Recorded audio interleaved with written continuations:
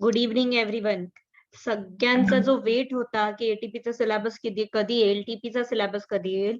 So yes, आपला syllabus आलेला आहे आणि आय एम हॅपी की 80% सिलेबस हा मागच्या वेळेसचा आहे. 20% सिलेबस ऍड ऑन झालेला आहे.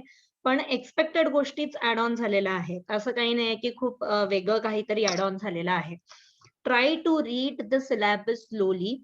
कारण की एकदा असं असतं ना की एकदम वाचल्यावर अरे हे पण नाही माहिती आपल्याला, हे पण नाही माहिती.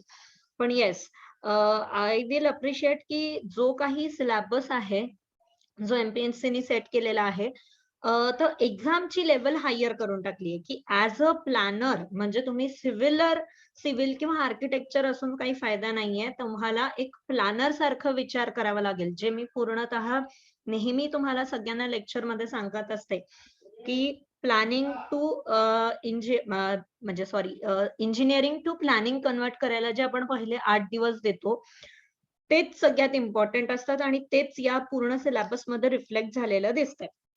सो पॅटर्न एकदम सारखाच आहे यावेळेस. काही छोट्या छोट्या बारीक चेंजेस आहेत, त्याच्यावर मी एक वेगळा बनवेल. सो सगळ्यात इम्पॉर्टंट सायन्स हा पार्ट निघाला आहे आणि त्याच्या सोबत काहीतरी ऍज अ प्लॅनिंग पार्ट म्हणजे अग्री आहे की प्लॅनरला या सगळ्या गोष्टी माहिती असायला पाहिजे. सो फर्स्ट टॉपिक मध्ये करंट इव्हेंट आणि टेक्नॉलॉजी आहे. त्याच्यात इंडस्ट्रियल इकॉनॉमी म्हणा, स्पेशल प्लॅनिंग. आता नाव वाचल्यानंतर असं वाटतं की अरे बाबा हा सिलेबस बदलला आहे. स्पेशल प्लॅनिंग म्हणजे काय? जे आपण शिकलेलो आहे एव्हरीथिंग, रिबन डेव्हलपमेंट म्हणा, सॅटेलाइट टाउन म्हणा, या सगळ्यांना जे आपण इव्हन आपल्या टेस्ट मध्ये सुद्धा जनरल अर्बन प्लॅनिंग जे घेतलंय, दॅट इज करंट इव्हेंट. हा जो टॉपिक आहे, फक्त त्याच्यात ऍड ऑन काय आहे? जीआयएस, जीपीएस आणि computer aided design. For example AutoCAD वापरल्या जातं, रिमोट सेन्सिंग वापरल्या जातं. तर या सगळ्याशी related designs in urban planning. So हा एक वेगळा पार्ट. पण मी नेहमी हे पण म्हणायची तुम्हाला की जीके वाचा, करंट टॉपिक वाचा, पण तो रिलेटेड टू प्लॅनिंग वाचा. इवन माझा एक बॅकडेटेड व्हिडिओ सुद्धा असेल की ज्याच्यात मी स्कीम्स एक्सप्लेन केलेला आहे which is related to the infrastructure planning. So same reflect झालं आहे सिलेबस मध्ये अर्बनायझेशन, गव्हर्नमेंट स्कीम्स आणि मिशन्स. सेंट्रलच्या ज्या स्कीम्स आहेत त्या महाराष्ट्राला घेऊन काय होतंय त्यांचं, महाराष्ट्रात कोणत्या स्पेशल स्कीम आहेत, अमृत काय आहे, अर्बन मिशन काय आहेत, पीएमएवाय काय आहेत, रुरल अर्बन काय आहे, स्मार्ट सिटीजचे जे प्रोजेक्ट्स आहेत. So this is totally reflected in the syllabus. Next, national urban transport policy, national land utilization policy आणि नॅशनल हाऊसिंग पॉलिसी. बघा, अगेन हा पण एक जीकेचा पार्ट आहे आणि त्याच्यात अगेन नॅशनल हाऊसिंग पॉलिसीज म्हणा किंवा लँड युटिलायझेशन पॉलिसीज, या सगळ्या काय ज्या काही नॅशनल लेवलच्या अर्बन पॉलिसीज आहेत त्याच्याशी रिलेटेड आहे. करंट इव्हेंट मध्ये या खूप इम्पॉर्टंट आहे. हा पूर्ण 1, 2, 3 हा पूर्ण पार्ट करंट इव्हेंट आहे आणि तुम्हाला हे रिफ्लेक्शन दिसतही असेल की it is totally related to urban planning. So yes, जो सायन्स निघून हे 3 पार्ट झाले, that is plus point for everyone. Next is RTI and RTS act. की आरटीआय तर होतं, फक्त राईट टू सर्व्हिस ऍक्ट आपल्याला ऍड ऑन करावं लागेल आणि that we will cover for sure. Next जो इम्पॉर्टंट ऍड ऑन झालेला आहे, theories of a planning. As a planner सगळ्यांना माहिती असते आणि आर्किटेक्ट लोकांना माहिती आहे की मल्टीन्युक्लियर थेरी म्हणा, नेबरहुड कन्सेप्ट आहे, जसं चंदीगडचं एक वेगळं कन्सेप्ट आहे, गार्डन सिटी कन्सेप्ट आहेत. अशा खूप सारे प्लॅनर्स होऊन गेले आहेत आणि त्यांचे वेगवेगळ्या प्रकारचे कन्सेप्ट आहेत. येस, आपण आपल्या सिलेबस मध्ये हे कव्हर केलेलं नाहीये क्लासेसमध्ये, आपल्याला ते ऍड ऑन करावं लागेल आणि it is, trust me, it is very very easy. So will cover that. आणि एक थेरॉटिकल पार्ट आहे आणि तो आपण घेऊया. नेक्स्ट, मी नेहमी सांगायचे की आरपी, डीपी, टीपीएस करताना प्रॅक्टिकॅलिटी पण सोबत बघा. आपण आरपीचं एखादं बघितलं होतं तर सेम पूर्ण सिलेबस मध्ये रिफ्लेक्ट झालेलं आहे की आरपीचं नीड काय आहे, डिलिनिएशन ऑफ रिजन, कोणत्या कोणत्या टाइप्सचे रिजन असतात आपण बघितलं होतं. विदर्भ रिजन म्हणा किंवा वेगवेगळ्या टाइप्सचे रिजन्स आहेत, कंटेंट काय आहेत, कोणते कोणते सर्व्हिस करतात, प्रोजेक्शन कसं काढतात, दिस रिजनल प्लॅन आणि डेव्हलपमेंट प्लॅन ह्या दोन्ही आपण एकदम चांगल्याने आणि पूर्णतः बघितले. आणि सगळ्यात चांगली गोष्ट यावेळेस अशी झाली की तो एक सब पॉइंट दिल्यानंतर त्याला डिस्क्रिप्टिव्ह फॉर्मॅट मध्ये सुद्धा लिहिलेलं आहे की प्लॅनिंग नॉर्म्स काय आहेत, फक्त एक जो इम्पॉर्टंट पॉइंट आहे planning norms, that we are going to cover in our lectures.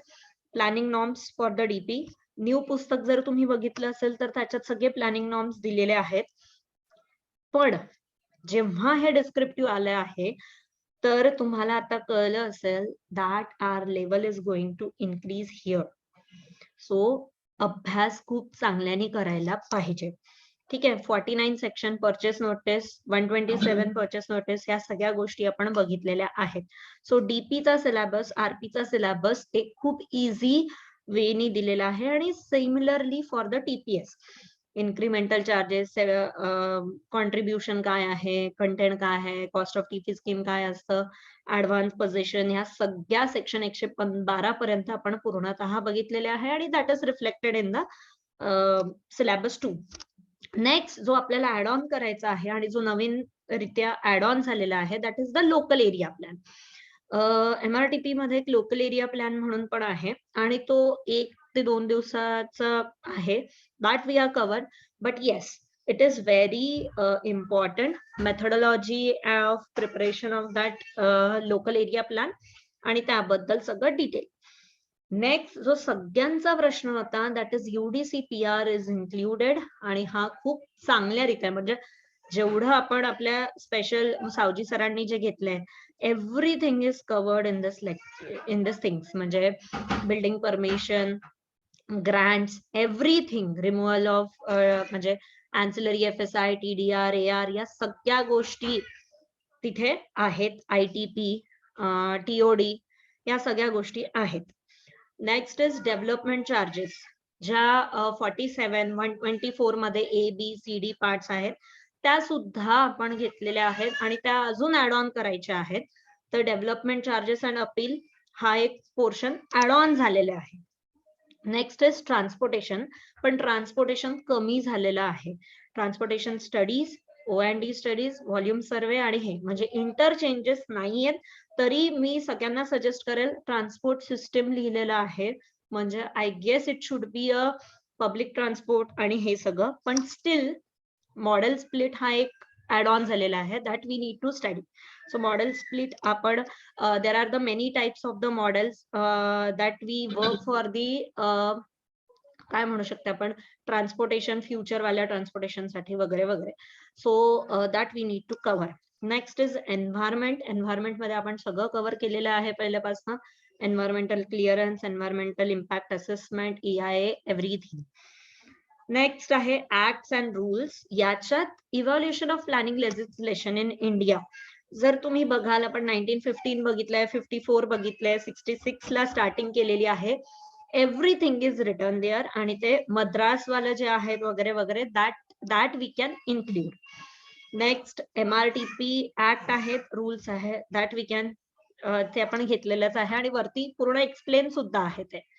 Maharashtra municipal corporation act add on करायचंय आणि इंडस्ट्रियल टाउनशिप हे ऍड ऑन झालेलं आहे. Land revenue, environment protection act घेतलेला आहे आणि हे मागच्या वर्षी सुद्धा होतं. बॉम्बे स्टॅम्प ऍक्ट होतं. 73, 74 अमेंडमेंट्स होतं. So there is no much more changes in the syllabus. Next आहे लँड ऍक्विजिशन. 2013चा लँड ऍक्विजिशनचा जो नवीन ऍक्ट आहे दॅट इज इन्क्लुडेड आणि तो आपण सगळ्यांनी एकदम थरोली केलेलाच आहे. इवन व्हॅल्युएशन मध्ये सुद्धा काहीच चेंजेस नाहीयेत. एव्हरीथिंग, सगळे टेबल्स म्हणा किंवा purpose, forms of value, forms of rent, कोणत्या कोणत्या वेगळ्या टाइप्सचे रेंट्स आहेत आणि आता जी न्यू बुक येत आहे त्याच्यात मी हे सगळं इन्क्लूड करतेय. सो व्हॅल्युएशन मध्ये काहीच बदल नाहीये, अप्रोचेस मध्ये पण आणि इवन इन ESR. सो कितीही एकदम वाचल्याबरोबर असं वाटलं की सिलेबस मध्ये फार बदल आहे, तर माझं लेक्चर ऐकल्यानंतर आय अश्युअर यू आपण जेवढं केलेलं आहे 80% सिलेबस सेम आहे. हा, आपण सायन्सही घेतलेलं आहे, सायन्स नाहीचे सिलेबस मध्ये, सायन्स डिडक्ट झालं.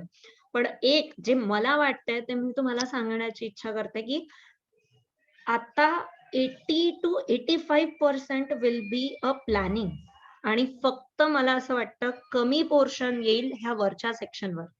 So we need to concentrate on the planning more and rest कमी करावं लागेल आपल्याला. So please concentrate on the syllabus. Time कमी असेल, एक्सपेक्टेड मला वाटतंय ऑगस्ट एंड मध्ये एक्झाम होईल, पण अभ्यास मात्र आजपासून स्टार्ट करावा लागेल.